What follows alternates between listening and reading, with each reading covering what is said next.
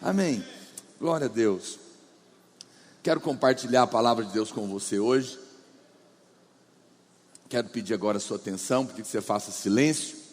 E quero falar realmente de um assunto poderoso e revelador, transformador, impactante na sua vida, que é a respeito dos altos e elevados pensamentos de Deus.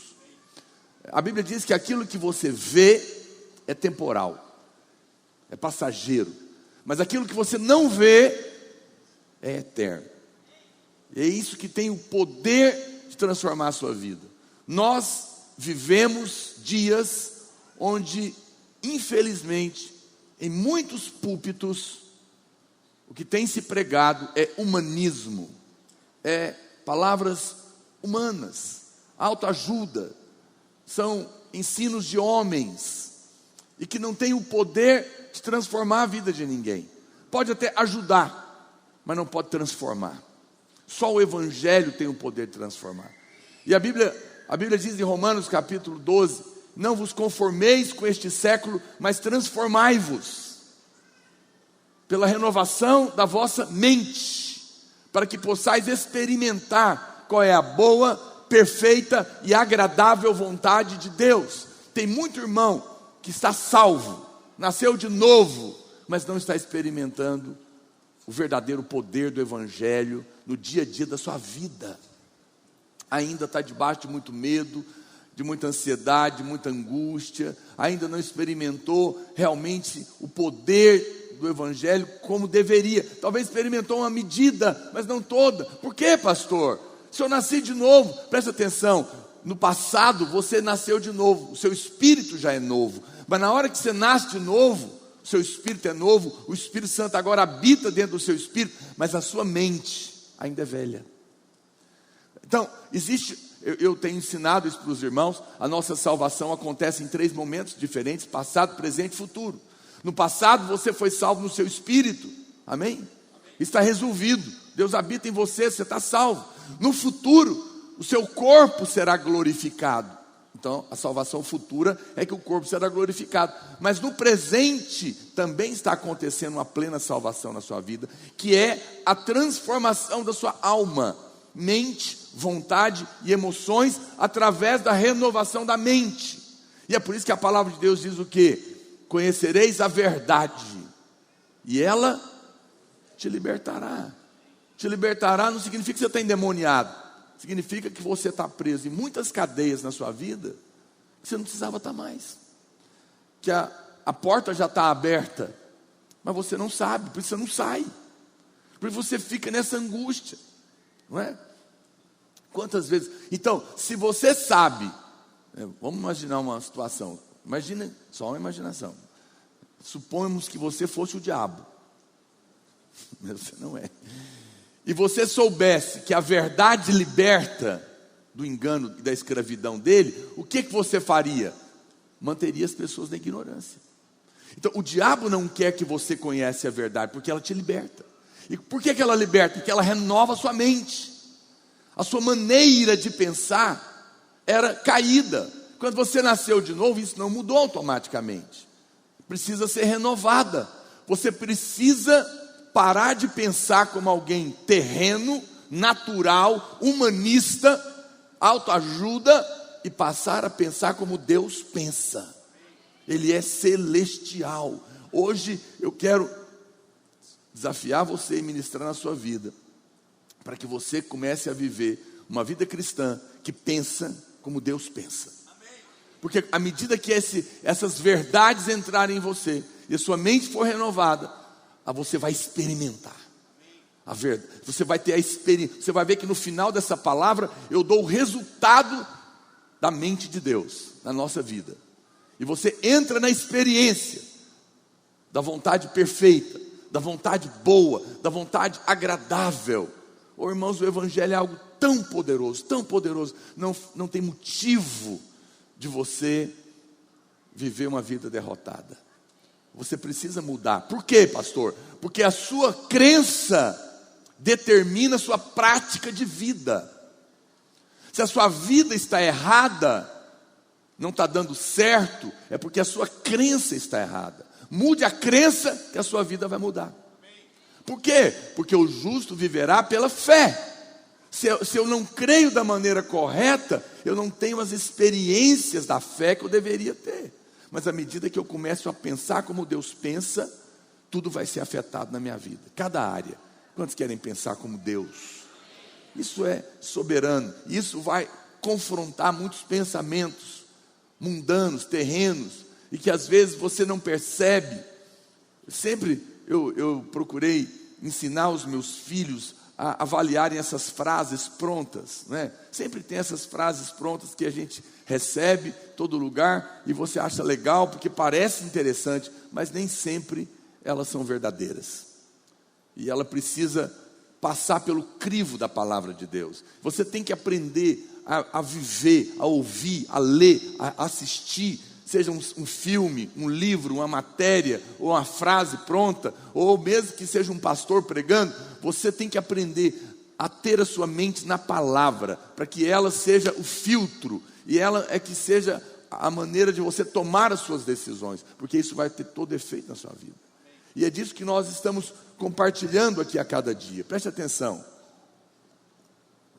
Nós temos que ter muito cuidado com ensinamentos de homens.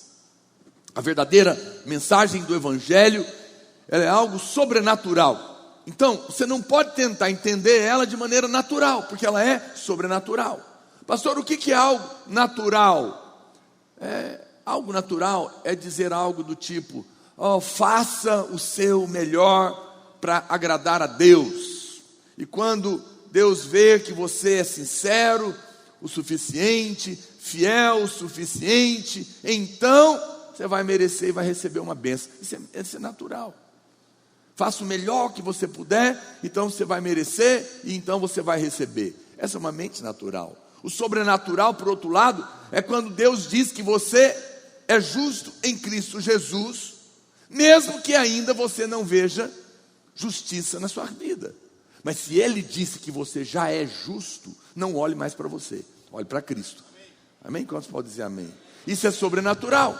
Sobrenatural é quando Deus diz que você é uma nova criatura, criada em Cristo Jesus. As coisas velhas já passaram, eis que tudo se fez novo, mesmo que ainda você não tenha visto a transformação completa acontecer na sua vida. Quem está me entendendo? Às vezes a gente não viu ainda o que quer, mas não muda a verdade. Não é porque uma criança está mexendo com fezes no vaso, porque ela não sabe que aquilo não deveria acontecer, que ela é um porco. É apenas uma situação, mas ela é gente. Percebe? À medida que ela cresce, ela para com isso.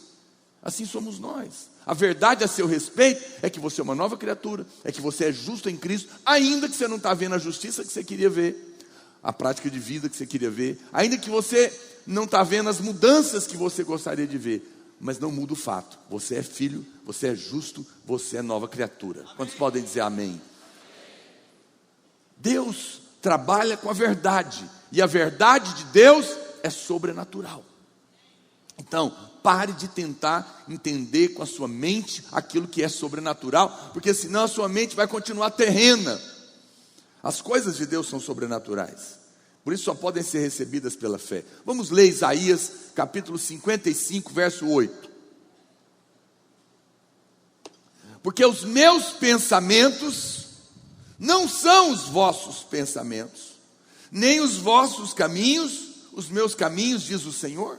Porque assim como os céus são mais altos do que a terra, assim são os meus caminhos mais altos do que os vossos caminhos, e os meus pensamentos mais altos do que os vossos pensamentos. O que a Bíblia está dizendo? Que a mente dele, os caminhos dele são celestiais. Os do homem são terrenos, mas ele está nos chamando para viver nesse caminho, porque nós somos um povo que pertencemos a uma outra pátria, que é o céu. Estamos aqui de passagem, mas somos de lá.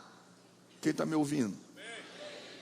Logo precisamos pensar como Deus pensa, e esse é o desafio da fé, e isso é maravilhoso. Os pensamentos dos homens são naturais, são lógicos pela lógica, terrenos, mas os pensamentos e os caminhos de Deus são elevados. Não que eles não sejam lógicos, mas é a lógica de Deus, é a lógica divina, eles são celestiais. Nós precisamos andar de acordo com os pensamentos e os caminhos elevados de Deus, se nós queremos experimentar aquilo que Ele tem para a nossa vida. Você deseja nessa noite andar segundo os pensamentos elevados de Deus para a sua vida? Você aceita ser confrontado na sua maneira velha de pensar? Você precisa se abrir, se desarmar. Talvez por muitos anos você pensou de uma maneira e você estava convicto que aquilo que você acreditava era certo. Mas isso não é sábio, uma vez que a verdade é exposta diante de você. Abandone a sua maneira velha de pensar, seja humilde, reconheça, estava enganado, ainda que seja por 30 anos, e daí? Deixa o orgulho de lado. Muitas pessoas nunca experimentam o melhor de Deus por causa do orgulho. Por quê? Porque vai ter que admitir que por muitos anos estava errado. Mas no momento que eu me humilho e reconheço, eu estava errado. Mas agora Deus me abriu o entendimento, Deus me abriu os olhos. Imediatamente você vai receber o favor, vai sair da jaula, vai receber libertação, vai entrar num outro nível, numa outra dimensão. Amém, irmãos? Nós não precisamos. Olha, irmãos, tem se falado tanto, né? Esse é o mês aí que tem se falado tanto do suicídio. Até pastores se matam. Muitos irmãos dizem, por que, pastor? Pastor, mas porque não estão entendendo a mensagem que liberta, da graça de Deus, estão debaixo dessa lei. Eu não estou aqui para condenar, não estou aqui para julgar, não aponte o dedo para quem está passando por pensamentos de morte, não, tenha compaixão dessas pessoas, mas nós sabemos que a morte, ela tem um caminho, ela tem um processo, ninguém decide se matar amanhã, ela começa lá no medo, o medo, por quê? Porque todos nós erramos, todos nós falhamos, todos nós pecamos, e o medo está lá na raiz, é o medo da punição, é o medo da rejeição, é o medo da morte, é o medo de encontrar Deus, e esse medo produz um estresse terrível, angústia, ansiedade, que nos leva para condenação, para acusação, para opressão, e no final a morte, é um caminho, mas no momento em que eu descubro que os meus pecados já estão perdoados, não há mais dívida, não importa o que eu tenha feito, o sangue dele é maior, não importa o que eu fiz, importa o que ele fez, não importa se eu pequei 200 vezes o mesmo pecado, há perdão para você, sempre, inesgotavelmente, uma vez que eu sei que eu sou um filho amado, apesar dos meus erros, das minhas falhas, uma vez que eu sei que quando eu comparecer diante de Deus, eu não vou mais receber a ira de Deus sobre mim, porque ela já foi derramada sobre Cristo,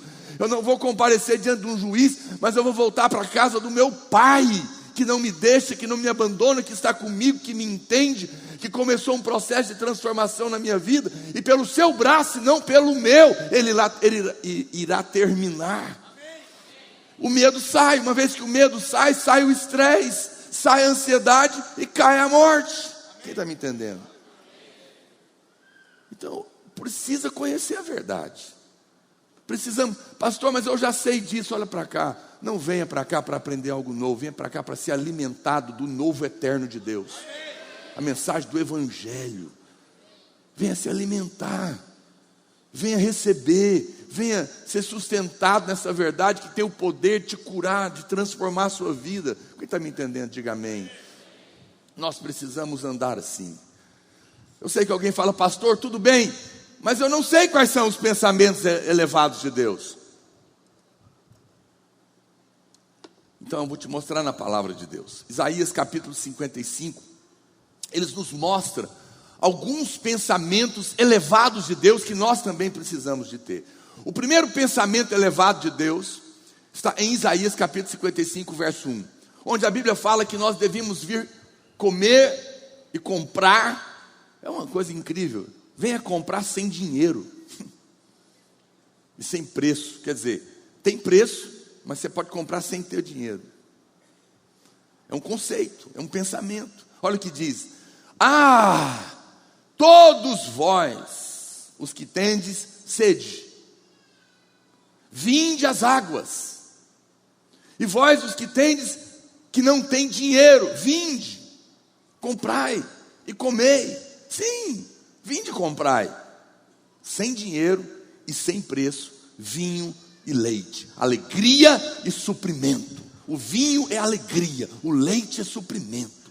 E ele está dizendo: vem, você tem vontade de ser feliz? Venha. Você tem vontade, você precisa ser suprido? Venha. Venha comprar, mas eu não tenho dinheiro. Vem sem dinheiro, porque não é uma barganha, eu te dou de graça. Meu Deus do céu, mas por que tem preço? Porque custa. É de graça para você, mas por que ele fala, pode vir comprar sem dinheiro? Como é que é isso, vem comprar sem dinheiro? Porque eu já paguei. Não foi de graça, custou. Você consegue me entender que custou? Mas para você que ele ama, ele chama de graça. Qual que é o pensamento do mundo? Faça para merecer. Essa é a lei.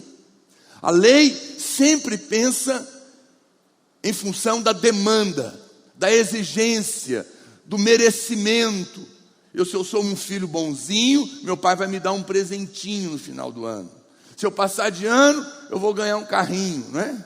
Se eu me comportar bem, Deus vai me curar. Eu vou conseguir casar. Se eu responder direitinho, quem sabe eu sou abençoado. Essa é a mente da lei. É a mente da lei. A lei é um problema, meu irmão. A Bíblia fala que a força do pecado é a lei. A lei avulta o pecado. Quanto mais você vive na lei, mais você alimenta o pecado. Sabia disso? E quanto mais você alimenta o pecado, mais você cai no pecado. E quanto mais você cai no pecado, mais o pecado destrói a sua vida. Então não viva na lei, viva na graça. Mate o pecado de fome. Preste atenção. Veja, o pensamento mundano da lei, da autoajuda e de tudo que tem se falado aí fora, é esse, não é? Dê o melhor de si, faça por merecer, saia do seu lugar de conforto e vai à luta. Aí você vai conseguir. Qual que é o problema? É que ninguém sabe o tanto que tem que fazer para conseguir. Não sabe se o tanto que fez é suficiente. Não sabe se vai fazer mais do que o concorrente. E vive uma vida ansiosa, porque nunca sabe se alcançou o topo. E eu te digo, diante de Deus não alcança, porque os padrões de Deus são elevados demais para o homem. Deixa eu dizer uma coisa.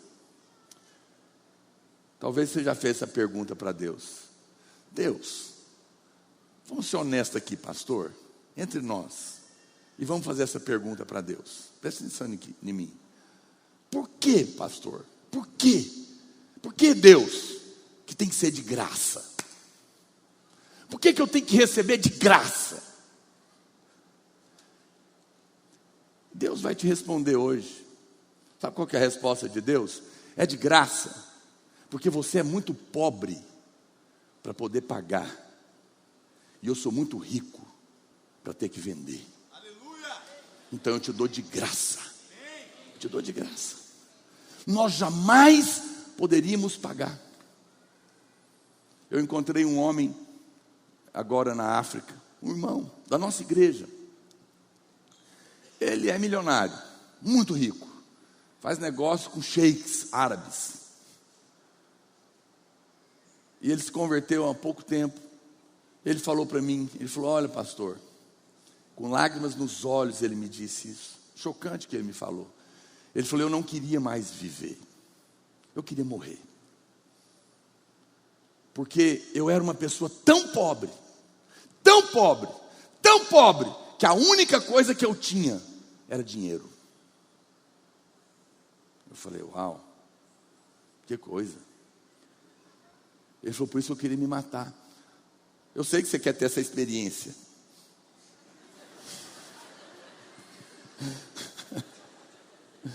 Mas infelizmente esse é o testemunho de muitos milionários, inclusive alguns se matam. Porque de fato o dinheiro é bom, claro, não estou aqui sendo hipócrita, mas sem Deus ele traz desgosto, A Bíblia que diz isso. A bênção do Senhor enriquece. Amém? A bênção do Senhor enriquece, ela não empobrece. Deus não ganha nada com a pobreza, então fique em paz. Mas olha o que a Bíblia diz: a bênção do Senhor enriquece, e com ela não traz o que o enriquecimento do mundo sem Deus traz. O que? Desgosto. A Bíblia diz que a riqueza do rico não o deixa dormir. Uau, não é? Ele tem dinheiro para comprar a cama de 30 mil reais, que existe aí fora, mas não tem sono. Ele pode comer em qualquer restaurante, mas a angústia não o deixa comer. Ele não tem fome. Ele tem dinheiro para fazer todas as festas, mas não tem amigos de verdade. Ele tem medo de todo mundo roubar ele. Todo mundo que aproxima dele é porque está querendo tirar um bifinho dele, como diz o outro, não é? Mas a Bíblia diz que nós não. O povo de Deus recebe o favor, e o favor enriquece e não traz desgosto. Sabe o que é isso? Eu vou te dar a cama e o sono, o dinheiro para você comer e a fome, dinheiro para você se alegrar e os amigos de verdade. Isso é bênção, isso é a diferença. Como disse o pastor Luiz outro dia, você pode, o mundo vai te dizer: trabalhe duro, duro, duro, e você vai vencer na vida. Talvez, mas eu conheço muita gente que trabalha duro pra caramba e nunca virou nada. Outros viraram, mas desse jeito que eu estou te falando, à custa do casamento, como diz o outro, né? Deu toda a sua vida para conquistar a riqueza que tem, e agora está gastando toda a riqueza para tentar ter a vida de volta. O que adianta o homem ganhar o mundo inteiro e perder sua alma? Nada. É burrice. Por quê? Porque foi na sua força. Isso é o que o mundo oferece. Mas um toque do favor de Deus pode ser mais poderoso do que o trabalho duro de uma vida toda. Eu não estou dizendo para você não estudar, não trabalhar duro, não labutar o seu dia a dia. Só estou te dizendo que apesar de trabalhar, de estudar e de a luta aí, não confie nisso. Porque o pensamento de Deus é: eu dou de graça. O pensamento do mundo é: pague para receber. O pensamento de Deus é: está com fome, quer se alegrar? Venha de graça, receba de graça. Eu te dou favor, sem você merecer. Eu dou porque eu já paguei. Eu dou porque eu sou bom, não porque você é bom. Eu dou porque você é meu filho e não porque você merece. Eu dou apesar de você errar, porque eu acertei no seu lugar. Isso é pensamento de Deus. Para de pensar como na sua vida espiritual, como demanda, e passa a pensar como favor. Quando você for, pastor, prática, quando você ajoelhar para orar, para pedir um marido, para pedir uma esposa, para pedir, sei lá, dinheiro, casa, aplique botox, se você não for sorteado. Ah, pastor, mas eu posso pedir botox para Deus? Minha querida, se é importante para você, é para o seu pai. A minha filha, quando era pequena, gostava de miçanga. Eu nem sabia o que era isso. Ficava nos aeroportos atrás para levar para ela, porque era importante para ela e para mim não valia nada.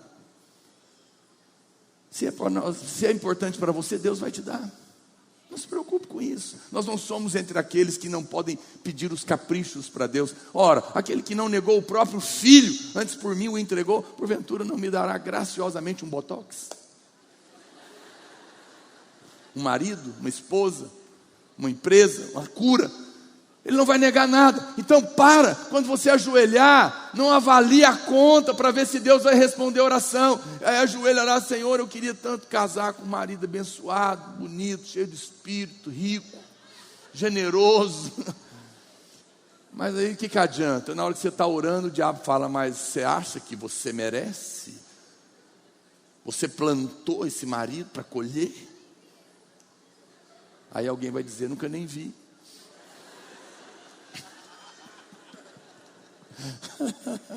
Não é isso? Aí o diabo começa a questionar você. Mas você está pedindo, você vai ter o que você é. A hora que o diabo falar isso, você vai ter um marido igual você. Você casaria com alguém como você? Diga, casaria.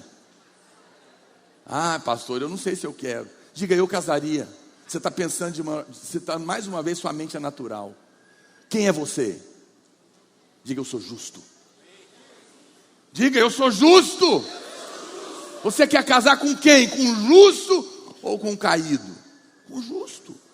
Então o dia que o diabo falar, ele vai te dar um igual a você, se diga aleluia, porque eu sou justo, estou em Cristo Jesus, e a pessoa que Deus vai me dar então é maravilhosa, porque ela é abençoada, ela é favorecida, porque é isso que eu sou. Passe a pensar como Deus pensa, e você não vai ter dúvida. Então quando você ajoelhar para orar e pedir algo para Deus, você tem que pensar como Deus. E o diabo vai falar, você merece? Não, mas eu recebo de graça, porque lá em Isaías a Bíblia diz que esse é o pensamento elevado de Deus. O homem cobra, o homem tem que merecer, mas Deus dá de graça. Então Senhor, me dá de graça, apesar de mim, apesar dos meus erros, apesar das minhas falhas, apesar de eu não merecer, não ter feito por onde, eu recebo pelo teu amor e pelo teu favor de graça, porque esses são os seus pensamentos elevados. Aleluia. Meu Deus do céu.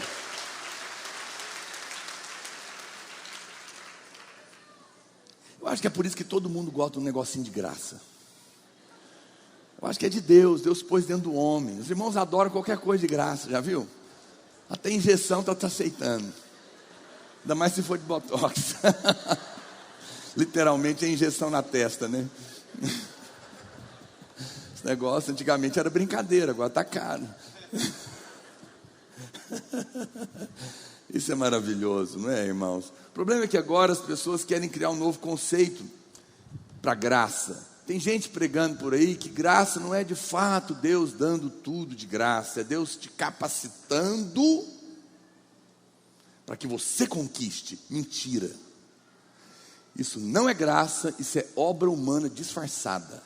Graça é Deus dando de graça, tudo. É Ele que faz, pelo braço dele, amém? Porque o homem não pode receber nada se do céu não lhe for dado. Preste atenção, meu irmão. Por que Deus pode dar de graça? Porque Cristo pagou. Veja, lá no livro de Ezequiel, no Velho Testamento, a Bíblia diz que o profeta, ele conta, ele narra o dia que o Espírito Santo saiu do templo e foi embora. Sabia que teve um dia que o Espírito Santo foi embora? A Bíblia diz, ele saiu pela porta ocidental. Quem vai em Israel com o pastor Luiz já foi lá, uma porta que está fechada. Ele saiu por lá. A Bíblia diz que ele vai contando, e ele vai vendo, ele viu o Espírito Santo sair do Santo dos Santos, depois ele vê o Espírito Santo afastar do templo, ele vai saindo devagarzinho, como se dissesse, eu não queria ir embora, mas será que talvez tenha alguém que cumpra as condições para eu ficar? Mas não tinha. Ninguém até então teria cumprido a lei, que era a condição para o Espírito Santo ficar e abençoar. E ele foi embora. Mas a Bíblia diz que quando Jesus morre, ressuscita e sobe, e os irmãos reúnem para orar. Olha para cá, o dia que ele foi embora, porque não tinha ninguém para guardar a lei, ele foi devagarzinho, porque não queria ir. Mas no dia que ele vem, porque Jesus cumpriu a lei, a Bíblia diz que ele veio como um vento impetuoso, porque ele queria nos abençoar. Por que ele veio? Porque agora um homem cumpriu as condições, e ele veio para abençoar a sua vida, e agora habita em nós, porque ele pagou, nós podemos receber. Isso é graça. Segundo pensamento elevado, o segundo pensamento é que você deve desfrutar das fiéis misericórdias de Deus, eternas. Olha o que diz Isaías 55, verso 3: inclinai os ouvidos e vinde a mim, ouvi, a vossa alma viverá, porque convosco farei uma aliança perpétua. Diga, aliança perpétua. Ou seja, o que eu falar para você é para sempre, não vai ter fim, não importa o que acontecer, que consiste nas fiéis misericórdias prometidas a quem? A Davi. Então aqui a gente entra numa numa aliança que talvez você não tenha ouvido falar muito. Talvez você já ouviu falar da aliança que foi feita com Abraão, a aliança que foi feita com Moisés, a aliança que foi feita no Monte Sinai, que é a lei. Mas talvez você nunca ouviu falar dessa aliança aqui, que é a aliança de Davi. Houve um dia que Deus fez uma aliança com Davi. Preste atenção. A Bíblia diz que Davi morava lá no palácio. Tinha uma casa muito poderosa, linda. Os seus ministros tinham casas muito boas. E ele, sem que ninguém falasse nada, teve uma ideia. Ele falou: nossa, eu moro aqui num palácio e Deus habita numa tenda.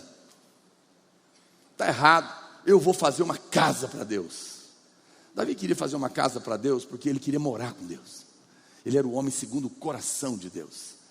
E aí a Bíblia fala que Deus fala com o profeta Natan, e o profeta Natan vem falar com ele e fala: Davi, que história é essa? De fazer casa para mim? Eu nunca disse para homem nenhum que eu queria uma casa. E agora você quer fazer uma casa para mim? Veja, tem pessoas que não conseguem ouvir a voz de Deus, nem Deus falando. Davi percebeu o coração de Deus sem nem Deus falar, porque ele tinha um coração para Deus. Aí Deus fala para ele: Davi, você não vai fazer uma casa para mim, porque você foi um homem de guerra, de batalha, tem sangue nas suas mãos. Mas eu vou fazer uma casa para você. Seu filho vai fazer uma para mim, depois da sua partida. Mas porque você desejou isso no seu coração, eu farei uma aliança eterna com você, e o seu trono não terá fim. Ou seja, para sempre, por causa dessa aliança, você governará.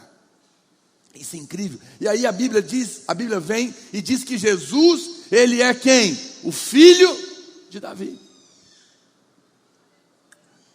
Por isso que quando ele entra na cidade, o cego de Jericó começa a gritar: Hosana, tem misericórdia de mim, filho de Davi. Jesus não acha ruim, ele acha bom, porque está lembrando uma verdade muito poderosa, da aliança. E você sabe, na Bíblia nada é por acaso, é incrível. Estava ouvindo hoje o pastor comentar de uma história de um estudioso sobre Israel. Eu achei incrível isso. Ele estava dizendo que nos anos 70, quando o templo foi queimado pelo general Tito lá em Israel, todas as genealogias, todas que existiam escrito e registrado, foram queimadas, todas. Então hoje não tem como alguém chegar e dizer: eu sou o herdeiro do trono, porque eu sou da descendência de Davi. Para essa pessoa assumir o trono e reinar, ele tem que provar pela genealogia que ele é da descendência de Davi, porque a aliança era com esse trono. Mas todas as genealogias foram queimadas. Mas aí ele revela uma coisa incrível: a única genealogia que liga ao trono de Davi, a aliança eterna que não foi queimada, foi a de Jesus, porque estava registrada nos evangelhos, e está aí na sua Bíblia, e não tinha jeito de queimar. Então quando ele voltar, ele vai mostrar a genealogia, e vai dizer: eu sou o filho de Davi, vai assumir o trono, e vai reinar para a glória do nome dele. Isso é maravilhoso. Olha como a palavra de Deus é incrível. Então a Bíblia fala que havia essa aliança. Olha o que diz essa aliança. Na velha aliança, nós éramos obrigados a amar a Deus para receber. Mas na nova aliança, Ele nos amou primeiro. Coloca para mim a Bíblia em Hebreus capítulo 8, verso 10. Olha como funciona. Hebreus 8, 10. Porque aí aqui fala dessa aliança. Essa é a aliança que firmarei com a casa de Israel depois daqueles dias, diz o Senhor. Na sua mente imprimirei as minhas leis. Também sobre o seu coração as escreverei. E eu serei o seu Deus e eles serão o meu povo. Preste atenção que nessa aliança tudo é Deus que está fazendo. E não ensinará jamais cada um o seu próximo, nem cada um ao seu irmão, dizendo: conhece ao Senhor, porque todos me conhecerão, desde o menor até o maior. Agora olha o que ele diz, verso 12. Por isso que eu te disse que você tem que se desarmar, porque eu vou falar algumas coisas aqui hoje que pode confrontar seu pensamento religioso, e pode te escandalizar, e que te impede de desfrutar, porque é um pensamento muito elevado. Olha o que ele diz: pois para com as suas iniquidades, ou seja, os seus pecados, eu usarei de misericórdia, e dos seus pecados, diga jamais me lembrarei. Olha que pensamento elevado. Preste atenção, olha para cá. Outro dia um irmão, nós encontramos na rua. Ele foi da videira, muitos anos, está afastado. E nós falamos: irmão, por que você não volta? Eu volto e me encontro irmãos assim, vários lugares. Por que se afastou? que você acha que, por que ele afastou? Pecou. Ele pecou, e aí ele pecou de novo, e aí ele pecou outra vez, pecou novamente, e pecou e tornou a pecar. Na cabeça dele, não tem jeito, porque ele abusou de Deus. Ele pecou demais. E ele falou, não, pastor, eu não tenho coragem de voltar, porque os irmãos vão me condenar, e vão, eu não sei, olha tanta coisa que eu pequei. Mas irmão, a Bíblia diz que não importa o tanto que você pecou, eu jamais, por causa da aliança, jamais me lembrarei dos seus pecados. Deus não imputa o pecado. Por quê? Porque está pago. Pastor, pelo amor de Deus, isso aqui é um culto de jovens, não fala isso. Eu consegui com muita luta trazer meu menino perdido aqui hoje no culto, e o senhor fala um negócio desse, ele vai pecar. Não vai. A Bíblia, Jesus falou que quem foi muito perdoado, muito ama. Não muito afasta, não muito peca. Quando você sabe que Deus te perdoou demais, você não quer ficar longe dele, você não quer ir para o pecado, você quer aproximar dele. Mais uma vez, esse é o pensamento errado, mundano, natural, caído, legalista. O legalista acha que o que vai te aproximar de Deus é o pensamento da vara de Deus. Pois a Bíblia diz que não é a vara de Deus que te conduz ao arrependimento, mas a Bíblia diz que é o amor de Deus que nos conduz ao arrependimento. Por quê? Porque a vara, ele já bateu nas costas de Jesus. Então esse é um pensamento elevado, de que pela misericórdia de Deus, ele jamais vai se lembrar do seu pecado. Mas qual que é o seu problema? É que você acha que Deus só vai te perdoar se primeiro você gemer muito, se primeiro você sofrer muito, depois ele já te perdoou. A Bíblia está dizendo que ele já pagou. Você precisa viver com um pensamento de perdão e não de condenação. O pensamento de condenação é o pensamento natural. O mundo vive debaixo de culpa, gente. Vive debaixo de condenação, por isso vive debaixo de estresse, de ansiedade, de angústia, de depressão e de morte. Porque o diabo te acusa de dia e de noite. Você não é um bom pai, você não tem tempo para seus filhos, você não é uma boa mãe, está cuidando de você, você não é um bom líder, você não é um bom filho, você desobedece, você não faz tarefa, não sei o que tem, você é o tempo inteiro. Aí você fala, não, eu vou orar. Aí você ora uma hora, o diabo fala, mas você está orando só uma hora. Aí você dá a oferta, mas só isso. Tudo ele te condena. Você não percebe? Mas no momento em que Deus não imputa mais o pecado a mim, que Deus não olha mais o meu pecado, porque ele já pagou, ele já fez a provisão, eu não preciso mais ficar angustiado. Eu não sou mesmo nada disso, não sou bom em nada disso que o diabo está me acusando, mas ele é a minha justiça. Você sabe o que é justiça? É a prática de vida. A minha prática, por melhor que ela seja, nunca vai ser suficiente. E vai ter pecado.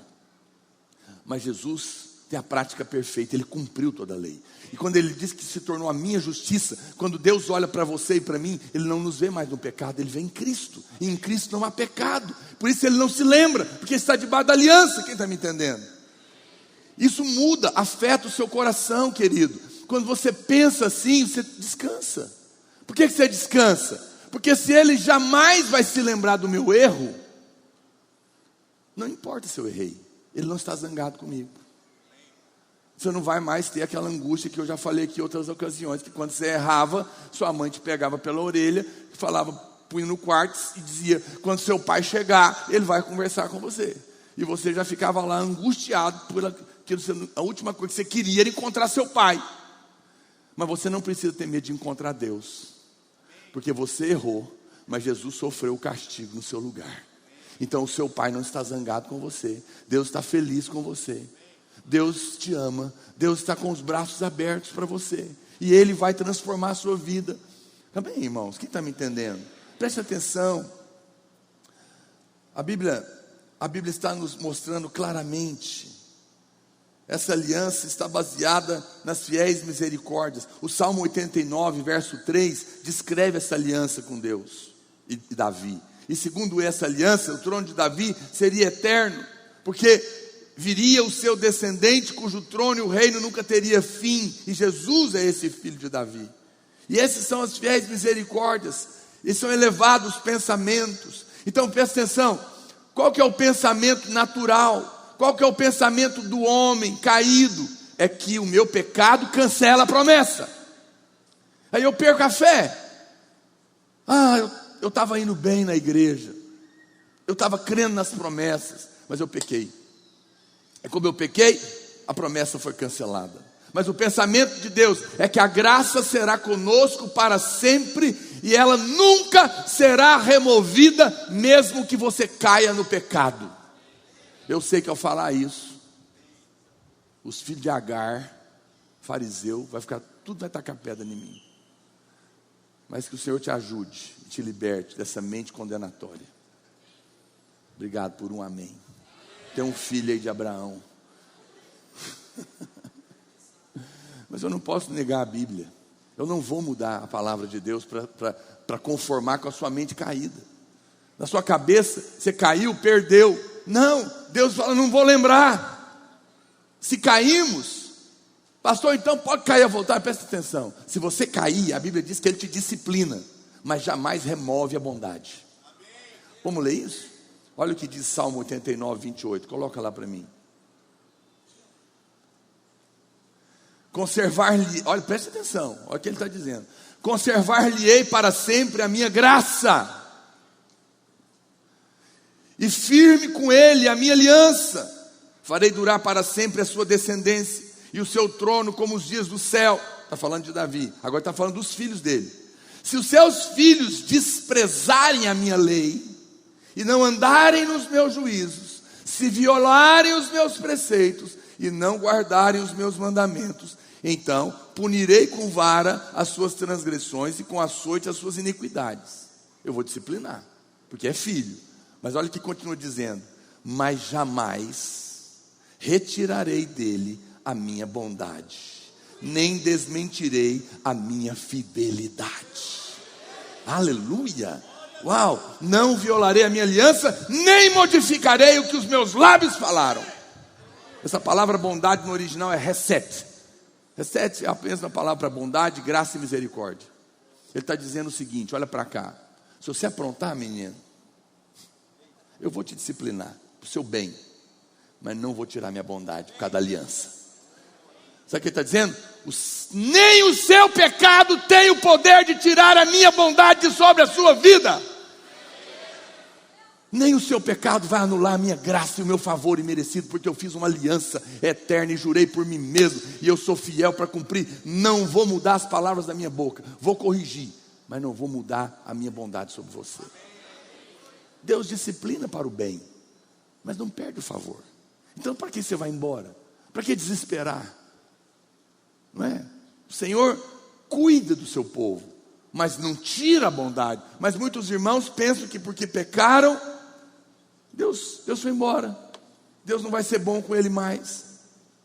Mude o seu pensamento a respeito da bondade de Deus. Quantos podem dizer amém? Fala comigo: ainda que eu pecar, Deus não vai tirar o favor, porque Ele já pagou o meu pecado. Isso é uma notícia maravilhosa, não, irmãos? Isso tira fardo das suas costas. Terceiro pensamento elevado, ele está ligado a esse: experimente a riqueza do perdão. Volta lá para Isaías 55, verso 7 agora. Deixe o perverso o seu caminho, o iníquo os seus pensamentos. Converta-se ao Senhor, que se compadecerá dele, e volte-se para o nosso Deus. Diga comigo assim: porque Ele é rico. Diga mais alto: Ele é rico em perdoar. Esse texto é incrível. A Bíblia está dizendo que o Senhor é rico em perdoar. Ele é abundante no seu perdão. O pensamento natural é o pensamento de que Deus te perdoa, mas irritado, que Ele tem limite. Na cabeça de muitos, Deus perdoa, mas chega uma hora que Ele diz: chega, agora vai torrar no inferno. Agora você abusou, agora você passou dos limites. É igual o irmãozinho que não quer voltar, porque ele acha que abusou. Mas a Bíblia diz que não, que Deus é rico, Deus é abundante em perdoar. Ele está dizendo, não há pecado suficiente que é maior do que o meu sangue. Não há. O mundo, o pensamento mundano, é que Deus, Ele está perdoando, mas Ele está nervoso porque você está pecando demais. Mas a Bíblia diz que não, o pensamento dele é o contrário. A Bíblia diz que Ele tem uma mente, que a mente de Deus é de abundância de perdão. Por isso que muitas pessoas acham que Deus só perdoa se Ele fizer penitência, se Ele sofrer muito. Aí Deus vai ficar com dó dele, vai perdoar ele. Não, a Bíblia diz que Deus é rico em perdoar. A mente natural não acha que Deus perdoa de bom grado, mas Deus está dizendo, meus pensamentos não são como os seus. Está muito acima dos seus pensamentos. Preste atenção, imagina que você tem um filho pequeno, de 4 anos, e você foi com ele para o shopping. E você falou para ele, fica aqui, me espera aqui que eu vou entrar aqui no banheiro, você fica aí, não sai daqui. O menino tema e sai. E quando você abre a porta, ele não está lá mais. E você chega na praça de alimentação, tem uma multidão. E você agora começa a procurar o menino, não acha. E daqui a pouco já passou 15 minutos. E você não encontra. Passou meia hora, você começa a gritar. 1 hora, ninguém acha o menino. 1 dia. E ninguém encontrou ele. Qual que é o seu pensamento? Já tem 10 dias que seu filho está sumido. Você está na sua casa pensando, a hora que eu encontrar esse menino eu mato ele. Ele me paga o que ele fez comigo. É isso? Não. Você está lá lembrando da desobediência dele? Não. O que está no seu coração? Não importa se ele desobedeceu, eu quero achá-lo. Porque ele é mais importante para mim do que o seu erro. Se nós que somos maus, estamos mais preocupados em encontrar o filho perdido, quanto mais o nosso Pai não está preocupado com o seu pecado, mas com a sua distância. Não importa se você errou, Ele está dizendo, eu sou rico em perdoar, volta para casa. Para mim o importante é a sua presença. Quando Adão pecou, Deus foi procurar ele. Ele não perguntou para Adão, Adão, o que você fez? Ele perguntou a Adão, onde é que você está? Porque Adão estava com medo por causa do erro. Adão estava preocupado com o pecado. Deus estava preocupado com a distância. Por que você está afastado? Vem, tem perdão abundante para você. Deus não está zangado, Ele quer te achar. Mas na cabeça do mundo natural, Deus está zangado, Ele é como um pastor. Imagina aquela parábola das 100 ovelhas, e aí uma esgarrou. Nem faz sentido largar 99 para buscar uma, porque qualquer pessoa que mexe com o negócio, sabe que 1% de perda é aceitável em qualquer negócio. No entanto, a Bíblia diz que o pastor vai buscar. Agora imagina se esse é um pastor que não é rico em perdoar. Ele está nervoso porque provavelmente ela fugiu no final do dia, que ele deixava ela pastando, não é? A hora que foi guardar as ovelhas, uma estava faltando e ele já sabia quem era, porque ela volta e meia aprontava isso. Agora você imagina que no final do dia o cara está chegando para jantar, cheio de bife com cebola na casa dele, está cansado, mas a bendita da ovelha fugiu. Aí ele já sai reclamando, ô ovelha canseira. Aí ele encontra a ovelha, fala, é você de novo, sua fujona, miserável, dando uma canseira em mim, eu podia estar lá em casa descansando, e você foge, vamos embora. Pega e põe ela no ombro. Oh, mas você está gordo, hein? Miserável, que peso terrível.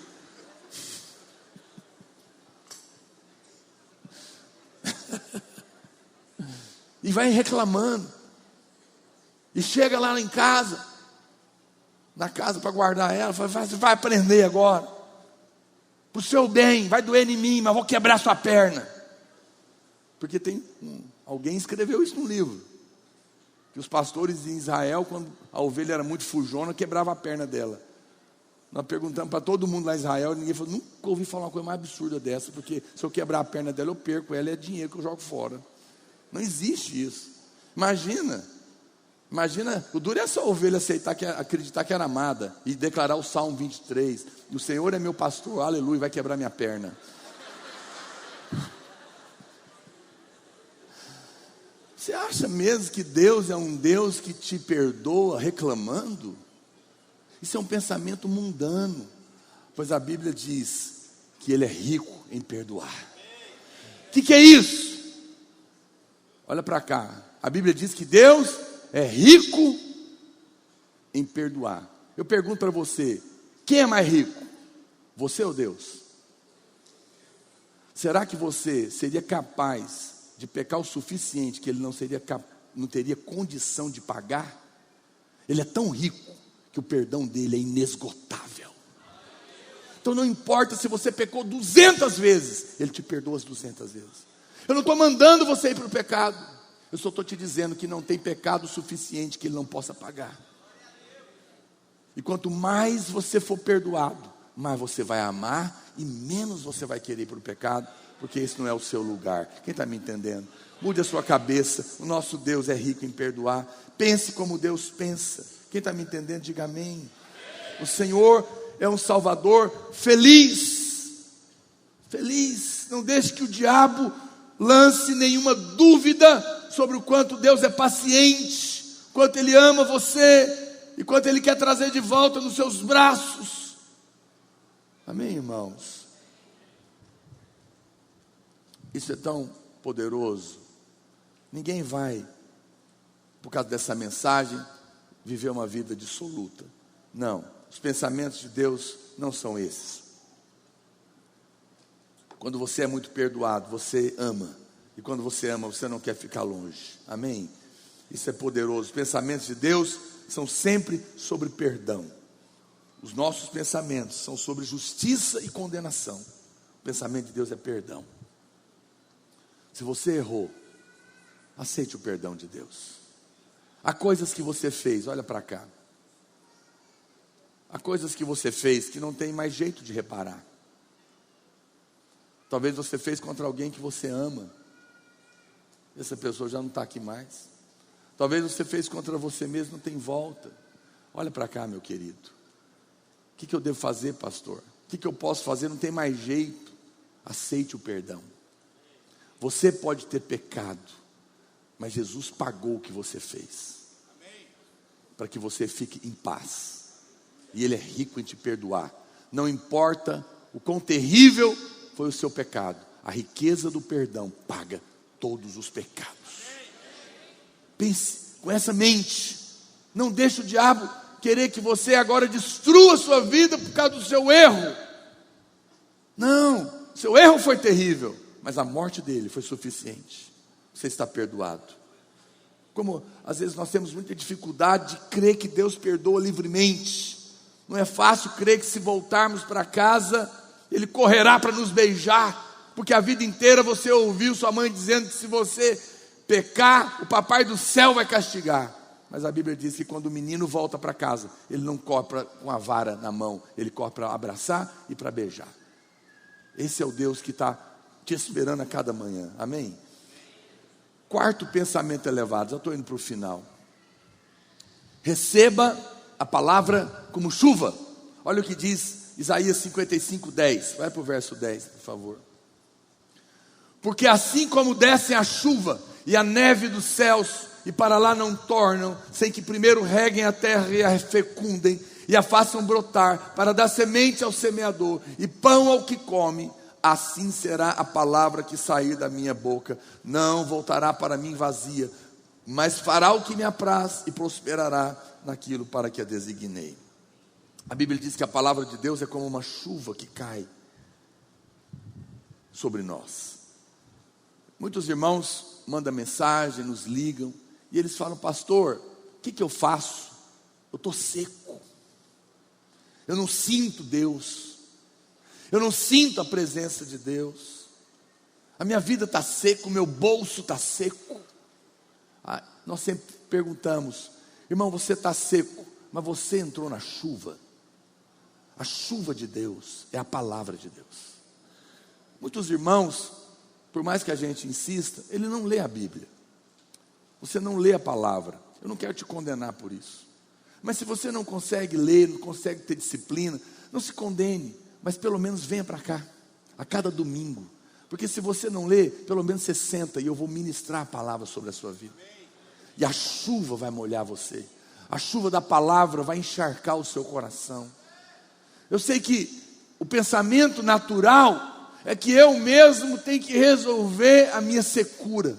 O pensamento de Deus é: deixa a chuva da palavra encharcar o seu coração. Apenas ouça o que o amor de Deus tem para dizer para você, ouça o que a justiça de Deus tem para você. Quanto mais você recebe da palavra, mais essa vida, essa chuva de bênção vai vir sobre o seu coração e vai alimentar a sua fé. Olha o que diz a Bíblia em Deuteronômio capítulo 32, verso 2: goteje a minha doutrina como a chuva, destile a minha palavra como o orvalho, como chuvisco sobre a relva e como gotas de água sobre a erva. A chuva fala do ensino da palavra de Deus. Uma abundância de chuva é uma abundância de revelação da verdade do Evangelho. Existe algo muito precioso sobre a chuva. Qual que é, pastor? É que lá em Joel, no capítulo 2, verso 23, coloca lá para mim. A Bíblia nos diz algo muito poderoso. Ele diz: alegrai-vos, pois, filhos de Sião, regozijai-vos no Senhor vosso Deus, porque Ele vos dará em justa medida a chuva. Fará descer como outrora a chuva temporã e a serôdia, a passada e a presente. A chuva é a revelação da palavra de Deus. E a Bíblia diz que uma das bênçãos dos pensamentos elevados de Deus é que nos últimos dias Ele traria revelação da verdade do Evangelho sobre nós. E você tem recebido a cada domingo a verdade e a revelação dessa palavra que tem o poder de mudar a sua vida. Agora, vou te contar uma coisa, só um detalhezinho, muito tremendo. Você sabe qual é a palavra no original grego para chuva? Moshé. Moshé? Não. Moré. Moré, Moshé é Moisés. Moré. E sabe o que significa moré? É a mesma palavra no original para professor. Ou seja, a chuva é o ensino da palavra de Deus. É por isso que nós nos dedicamos a ensinar para você a palavra.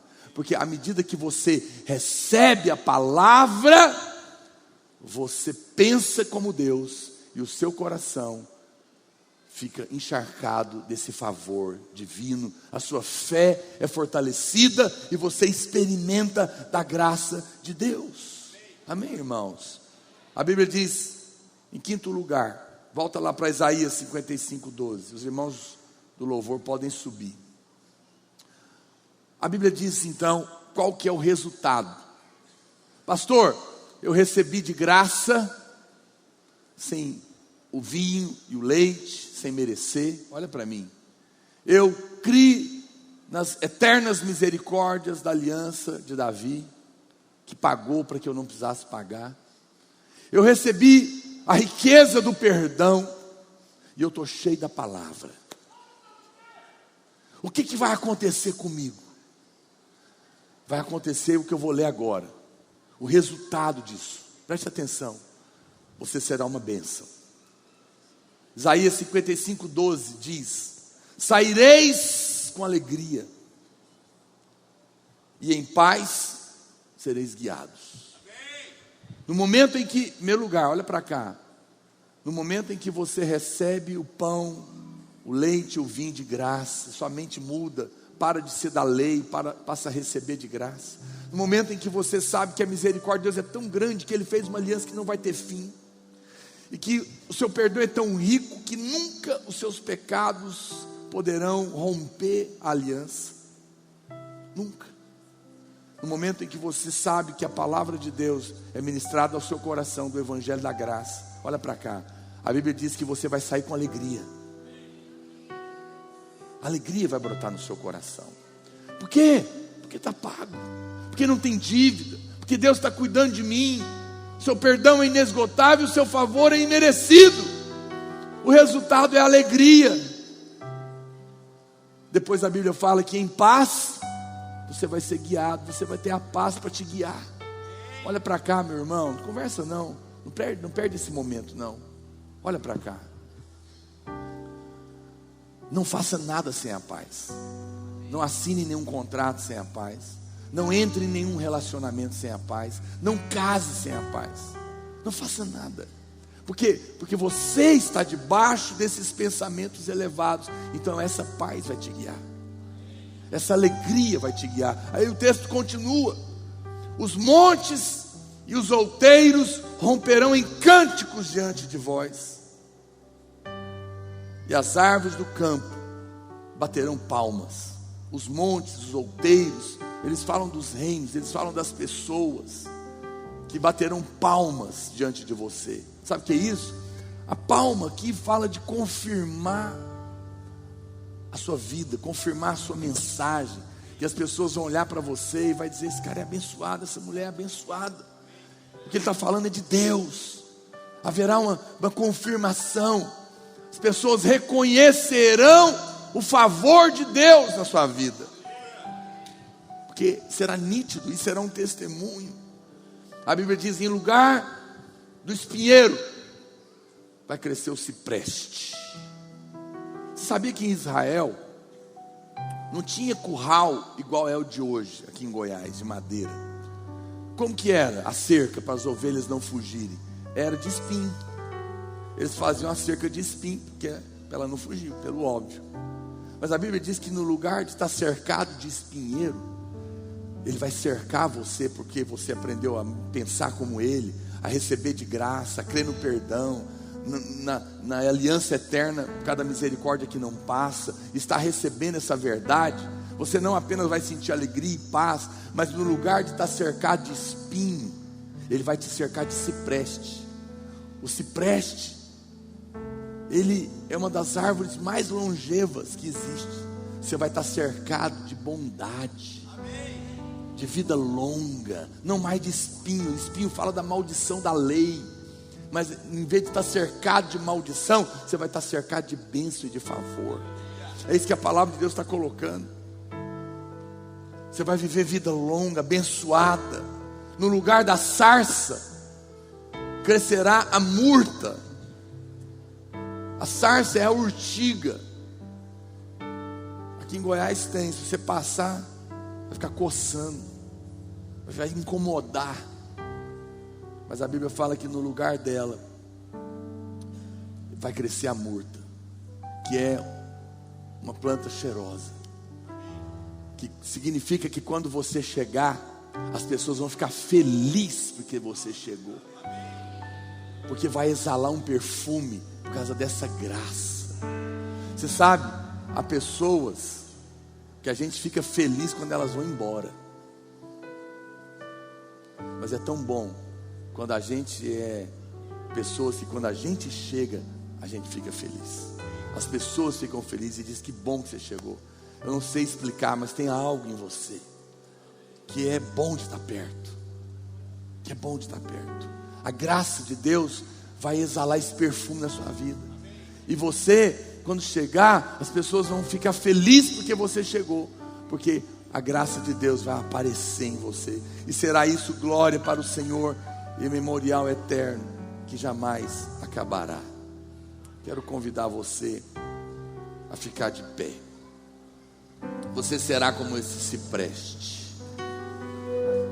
O aroma de Cristo vai exalar na sua vida. Eu gostaria de convidar você hoje a mudar os seus pensamentos. Faça silêncio, conversa não. Olha para cá só um minutinho, bem baixinho.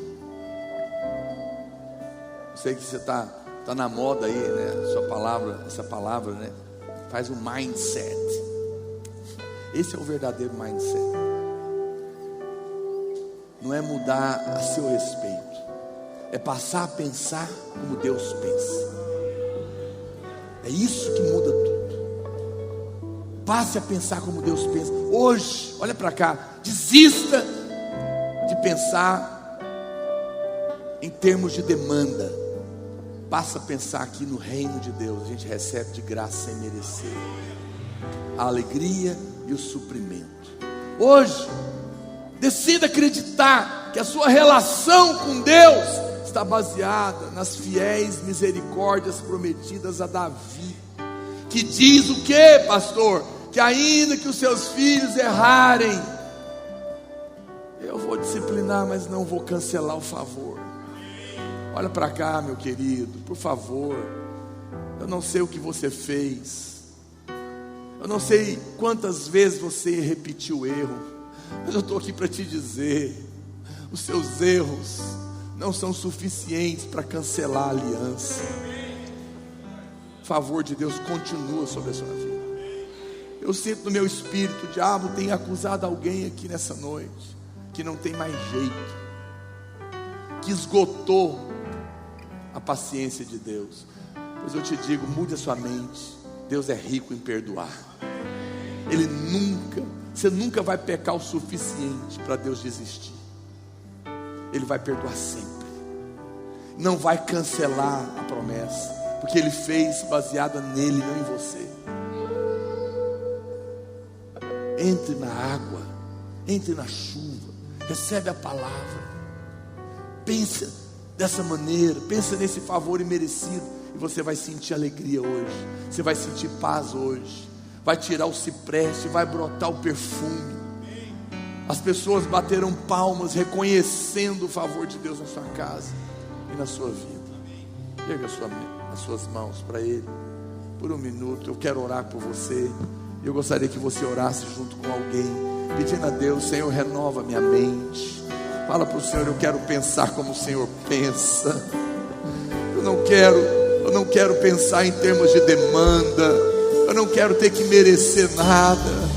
Hoje eu quero beber do leite, do vinho, da alegria e do suprimento de graça, sem merecer, porque o Senhor me ama. E o meu pecado não cancela o seu favor, porque o Senhor é rico em me perdoar.